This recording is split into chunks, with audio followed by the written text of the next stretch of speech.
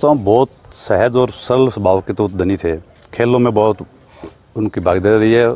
जैसे वो फौज में लगे थे जी सर, उसके 2 साल बाद 99 में कारगिल का युद्ध हो गया, उसमें वो शहीद हो गए। बहुत प्यारा इंसान थे, मतलब स्वभाव बहुत अच्छा था उनका, और खेल में बड़ा बढ़ चढ़ के भाग लेते थे वो। यही यादें सर। उस बाकी तो देखो बच्चे तो उनको हर साल याद करते ही करते हैं। और वैसे जी प्रशासन सरकार तो आपको मैंने बता ही दिया, अभी कोई ध्यान है ही नहीं। और कोई हो और आगे आपके माध्यम से अगर कोई सुनता हो और कोई चाहता हो तो हमारी तो डिमांड ये है सर, भी चलो आते नहीं वो नहीं तो कोई ऐसा तो बजट दे दिया जाए। वहाँ पे जब हम प्रोग्राम करवाते हैं तो 30 मई का होता है सर, उस टाइम अपना वातावरण इस साइड का ये होता है तूफ़ानी या गर्मी का होता है।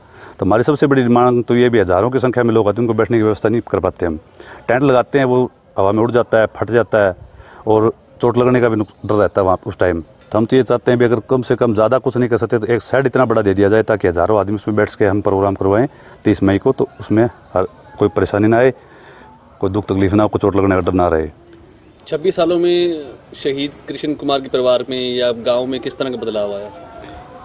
गांव में तो ये है सर कि जब से शहीद कृष्ण हुए हैं तब से हमारे बच्चों में तो पहले तो हमारे गांव तो शहीद फौजी पहले ही बहुत थे, पर जब से शहीद कृष्ण कुमार की वो शहादत हुई है उसके बाद तो हमारे बच्चों में इतना जज्बा हो गया जी, हर साल 3-4-5 फौज में सिलेक्शन होते जा रहे हैं।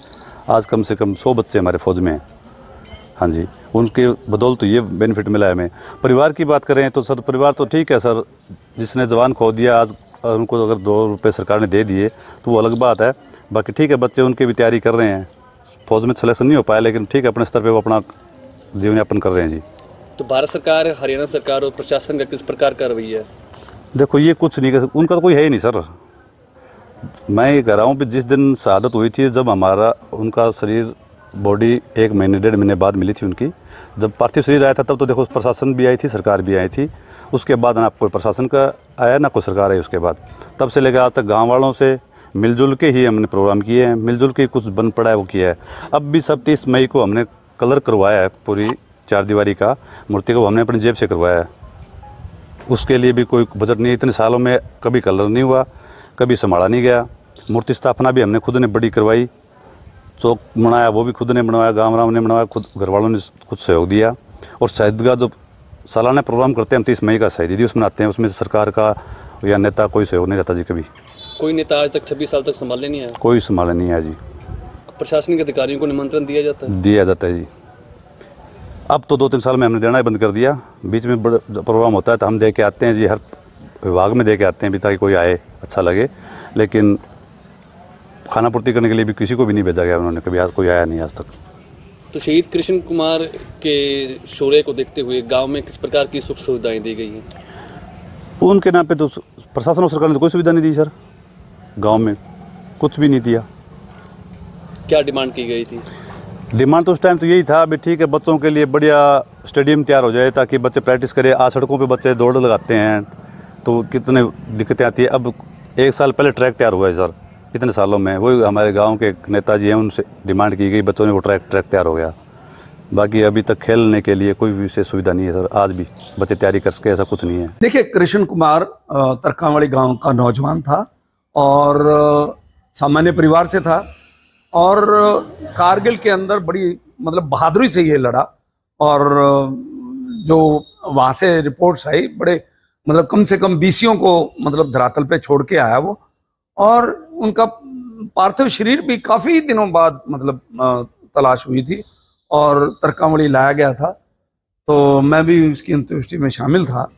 और चाचा जय सिंह जो थे, उनके पिताजी जो जय सिंह जी उनका नाम था, मैं उनको चाचा क्या करता था। तो वो मतलब बहुत सामान्य परिवार से होने की वजह से इतना वो उमड़ा हुआ था लोगों का जनसमूह।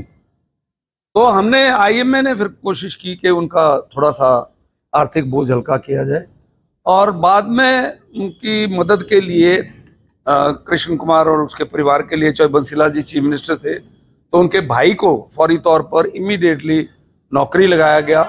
डॉक्टर अवतार सिंह उस वक्त डिप्टी कमिश्नर थे और SP थे BS संधू, उन्होंने भी अपनी तरफ से मतलब कलेक्शन करके 50,000 रुपये मैं और संधू साहब इनके परिवार को दे करके आए थे। तो मेरा कहने का भाव है कि गांव में एक बड़ा अलग तरह का माहौल हो गया था देश के प्रति और फौज के प्रति, और नौजवान लड़कों में ये हौसला आने लग गया था कि भाई जिस तरह से कृष्ण मतलब शहादत पा गया है तो हमने फौज में जाना है।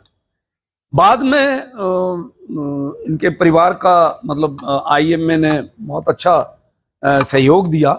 मैंने मीटिंग बुला करके ये कहा कि देखिए, शहीद के परिवार को सांत्वना देने के लिए साल में एक आध बार लोग आ जाते हैं, लेकिन इनको बराबर सहायता कैसे दी जाए।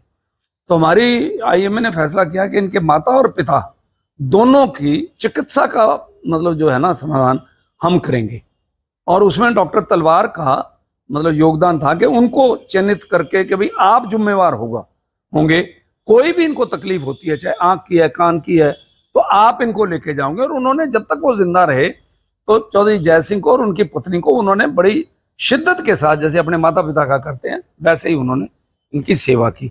और मैं उनको जैसे 15 अगस्त फंक्शन पे लेके, मैं खुद लेके जाता था इनको, और बड़े सभ्य परिवार और बड़ा शालीन लोग हैं।